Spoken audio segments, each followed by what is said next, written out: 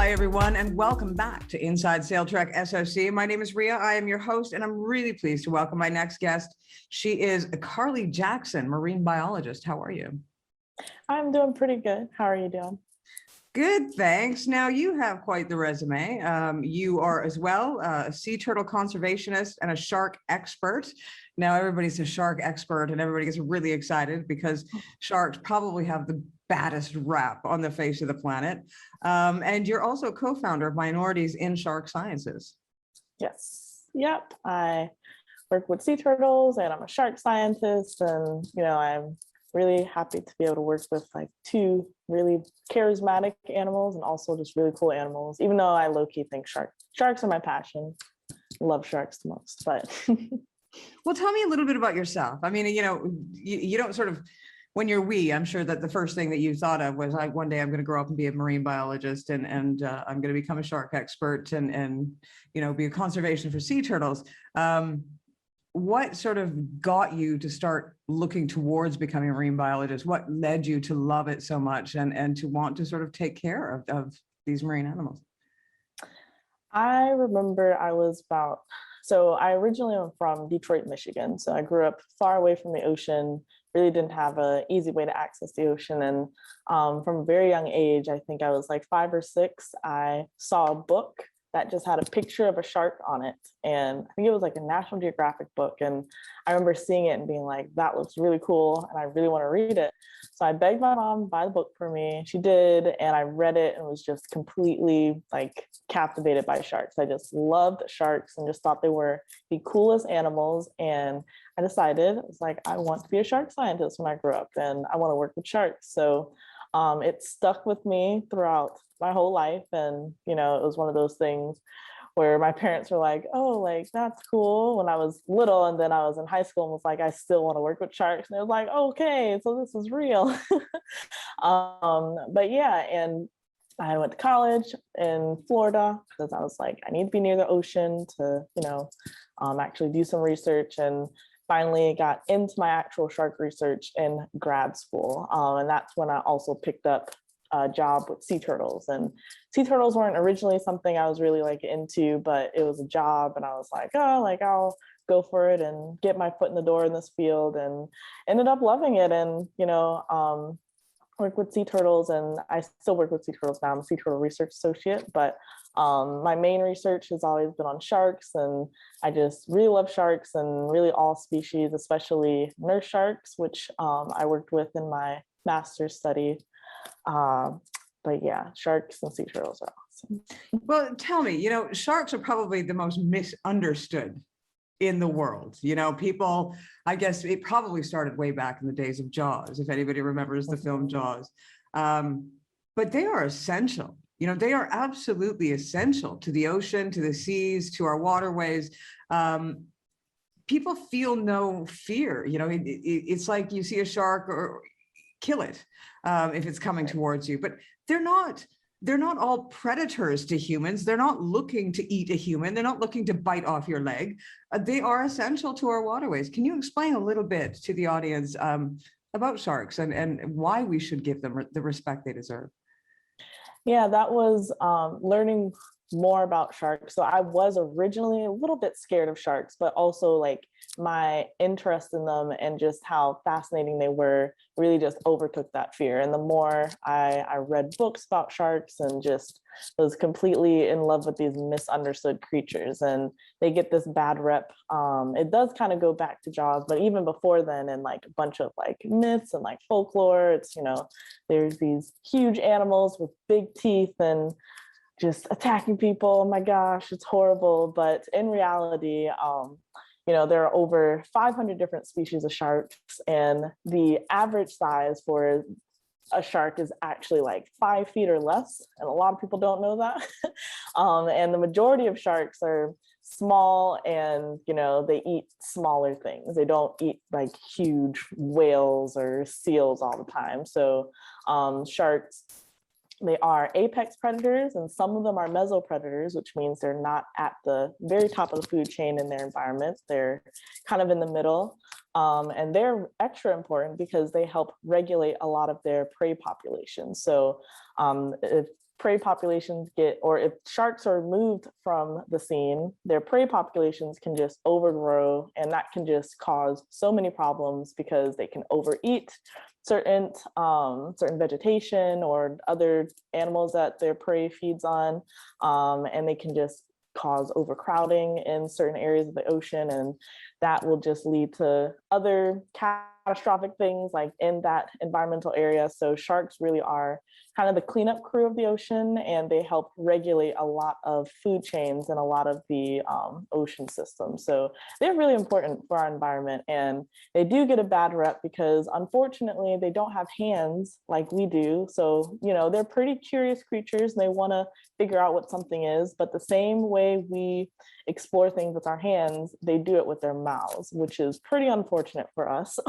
because if they're like, oh, what are you? Let me just figure out what you are. They bite instead of, you know, touching with hands. So, and sometimes the bite can be fatal, but, you know, there's really never been instances in a lot of shark attacks you hear where a shark actually comes back and finishes to like eat a person. They bite and then they leave because they figured out you are not what I thought you were. So I'm just gonna leave.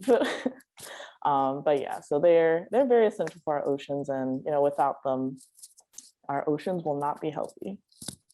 Well, what advice would you give people? Say they were, you know, in the middle of the Mediterranean Sea or the Caribbean, and they encountered sharks and they were in the water. What advice would you give someone to make sure that the shark doesn't say, I want to have a taste and see what that is?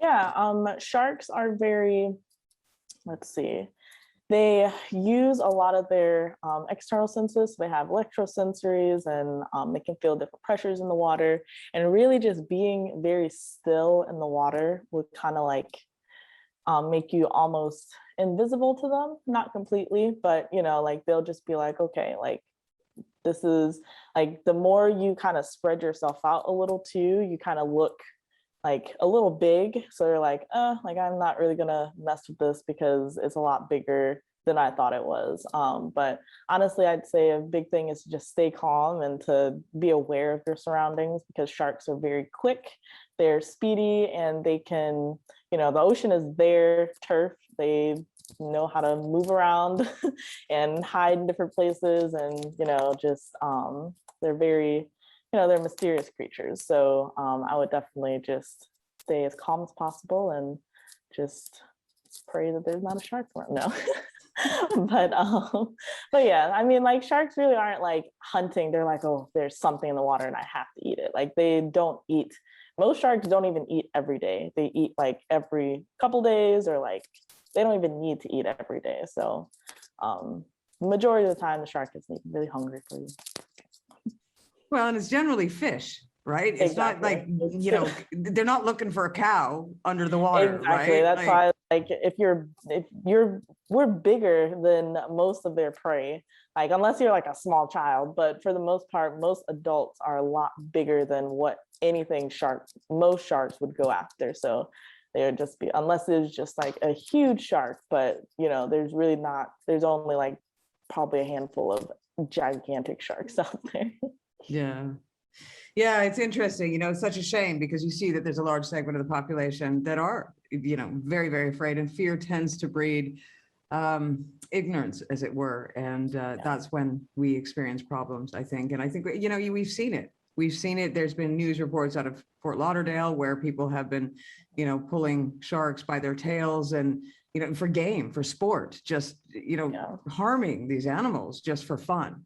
And it's a shame because that's the same as, you know, I think people, because it's not your pet dog from next door, you know, they don't put the same weight on it. And that's an absolute shame.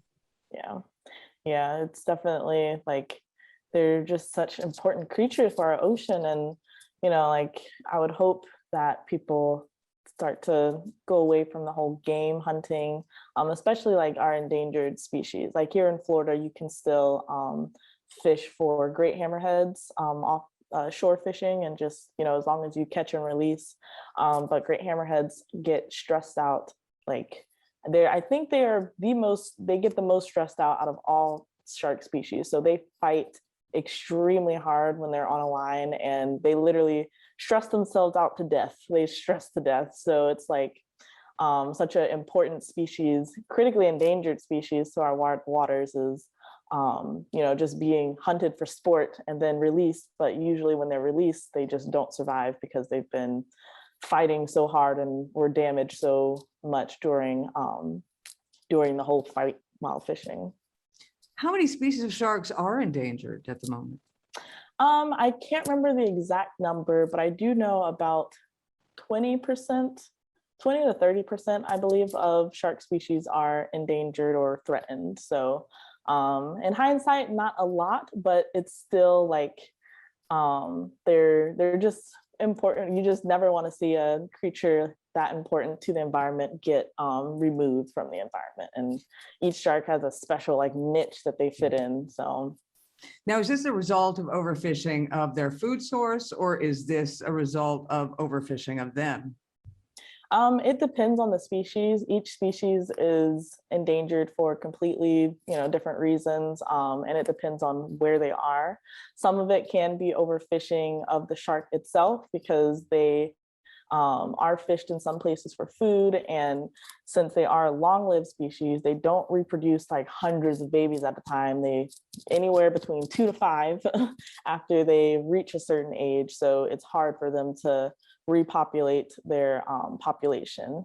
Some other reasons why sharks are endangered can be like habitat removal. So if they don't have a habitat to live in, then they won't, their food source also doesn't have a habitat to live in, and that just, has an effect on them because they need the food to survive. So and another one is definitely like pollution. So just, runoff water, just causing a lot of like red tide, things that we're seeing in Western Florida right now. Red tide, that takes all the oxygen out of the water and is very toxic to a lot of shark species, and they have to find refuge, and some of them don't survive as well. So there's a whole lot of different factors that go into why some species are endangered, but a lot of it is, well, all of it is human induced. So well, and you know what, that scares me because if you actually think what these sharks, and it's not just sharks, it's purely ocean life.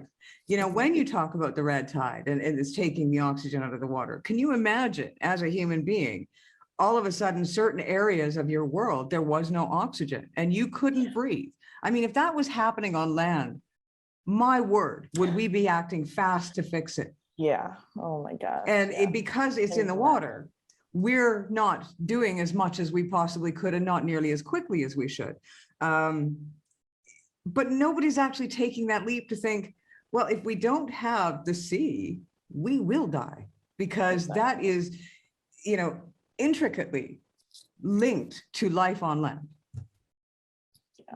I think our other issue is that we take it for granted. We're like, it's the ocean. It's not going anywhere. We're not gonna, there's nothing that can hurt the ocean, but there's a lot of data coming out now that's saying like we need to get our act together, or else there's a lot of things that we're doing that's affecting our oceans and making it so that we can't get certain resources from the ocean in like 50 years or so. But even then, that's not a very long time from now. No, and personally I have children, and I think exactly, they're going to, my youngest just turned 13. Now 50 years from now, he's going to be 60. So he's still going to be here, hopefully, if there's a planet left. Right. And that's the key. Will there be a planet left? Will we continue to, take advantage of all the resources that we have here and, have other people flying off into space for a looky-loo? Well, we really don't care about what's going on this planet, and things need to change. Now, when you talk about sea turtle conservation, what is going on with the sea turtle population? So the sea turtle populations, again, it varies on the species, but the 3 species that I've worked with are loggerhead sea turtles, green sea turtles, and leatherbacks. So leatherbacks are endangered, and a lot of their pressure comes from the fishing industry. So they're just such large animals. And they spend their whole life in the open ocean until they come to the nest or to the beaches to nest.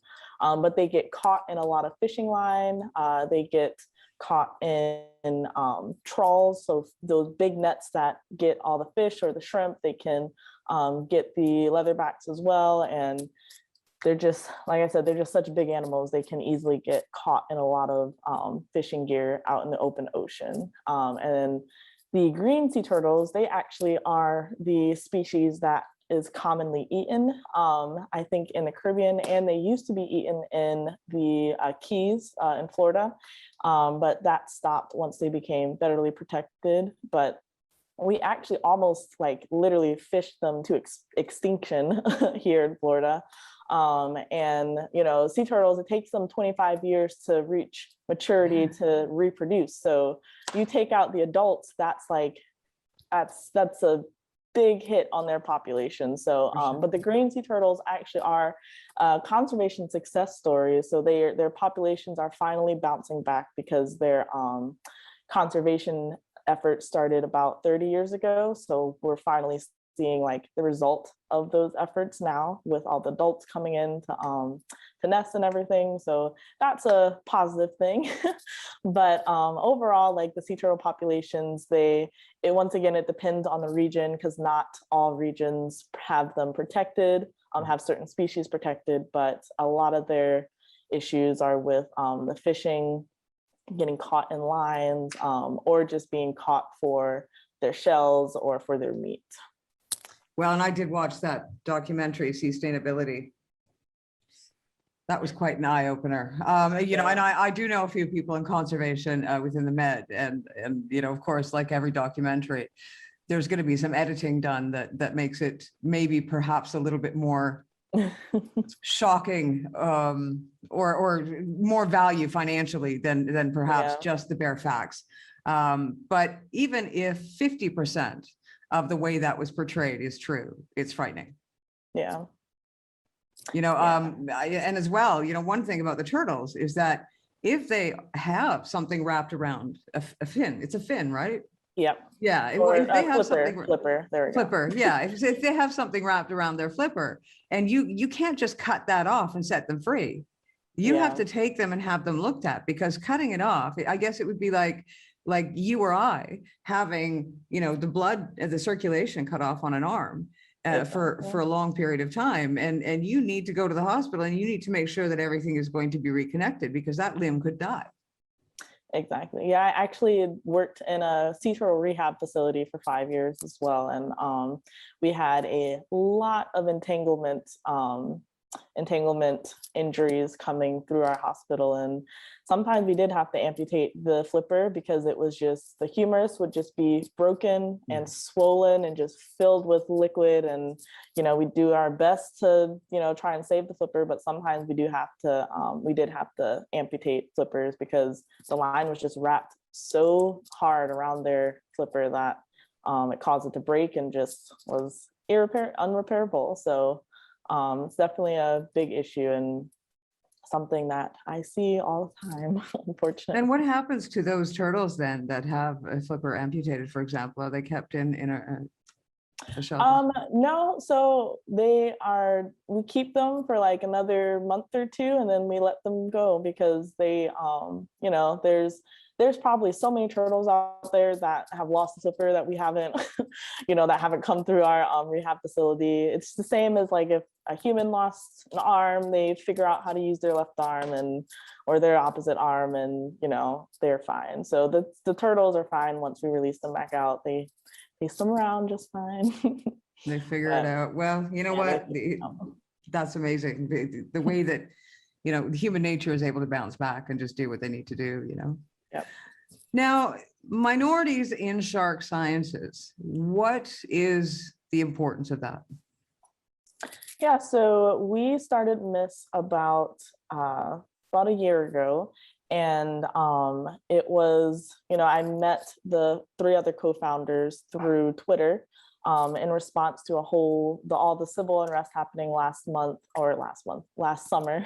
Yeah. And, a lot of Black people in conservation were trying to break that stereotype of, Black people don't like to go outside, Black people don't like to swim, all of that. So I think I had posted something on Twitter like, oh, hashtag Black in Nature, pictures of me with sharks, all this stuff. And it got a lot of traction. And Jasmine, our president now, she commented on it and was like, oh my gosh, another Black girl in shark science. And I was just like, oh my gosh, because I'd never met another Black anyone in shark science my whole entire academic career. And it was just kind of like, oh my gosh, there's someone else who looks like me in this field. And same thing happened with Jada and Amani. We all kind of just like connected through that. And we were like, let's start a club. And the club turned into a whole organization. So we just kind of bonded through shared experiences that we had in this field. And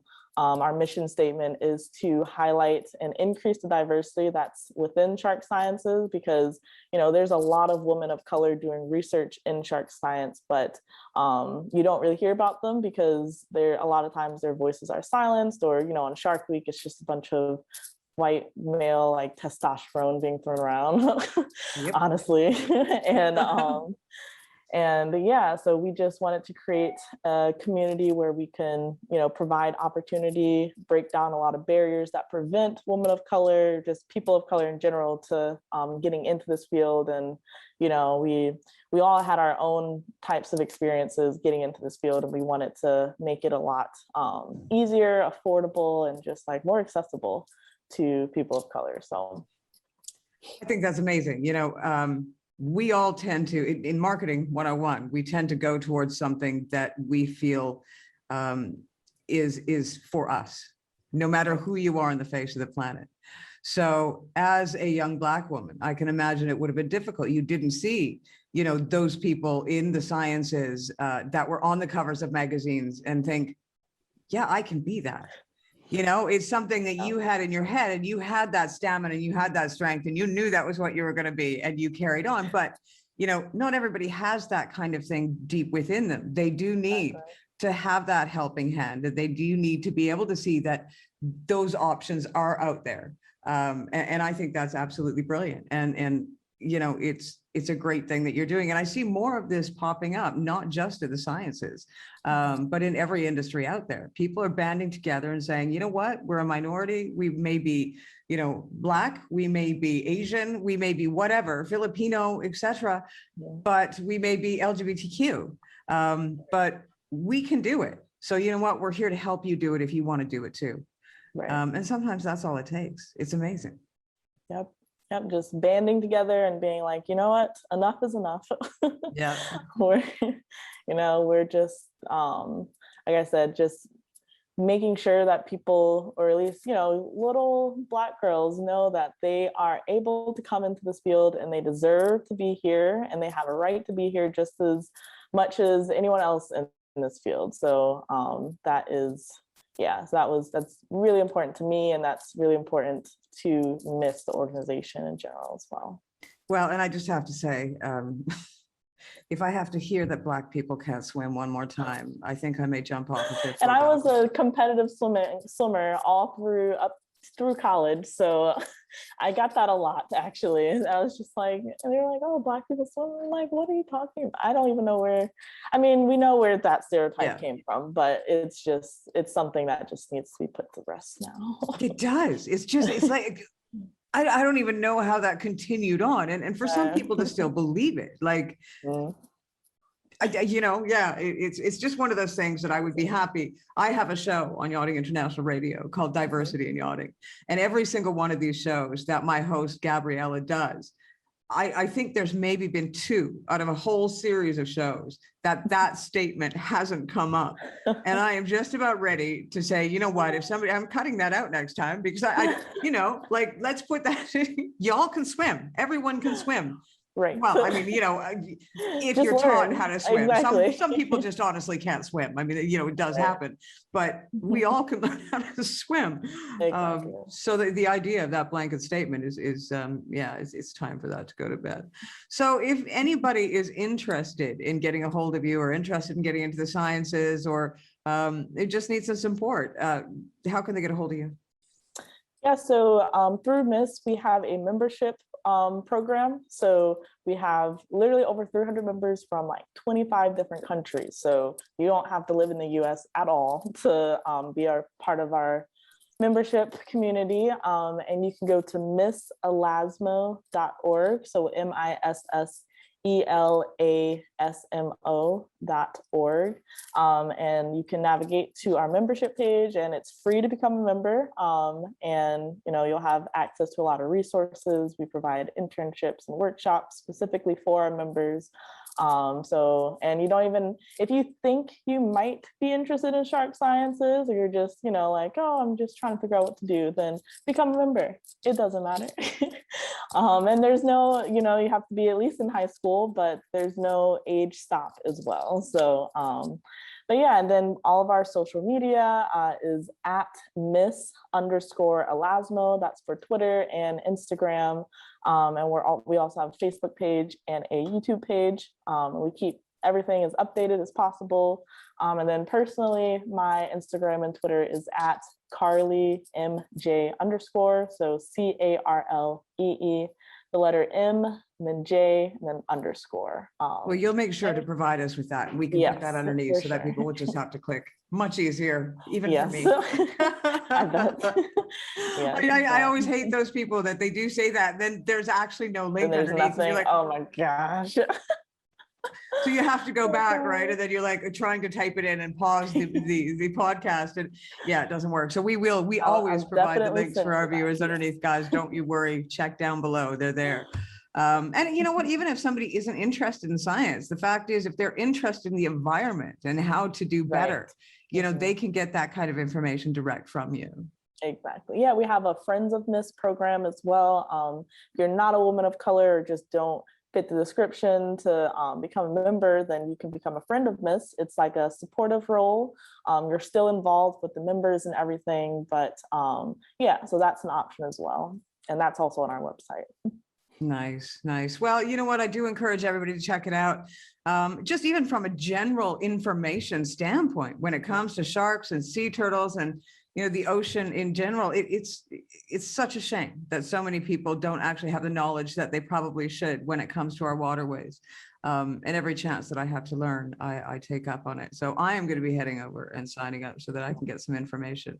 Awesome. And keep up to date. And you know what, I would love for you to come back and you know, give us some more information down the road, and maybe check out you know, some more of your research.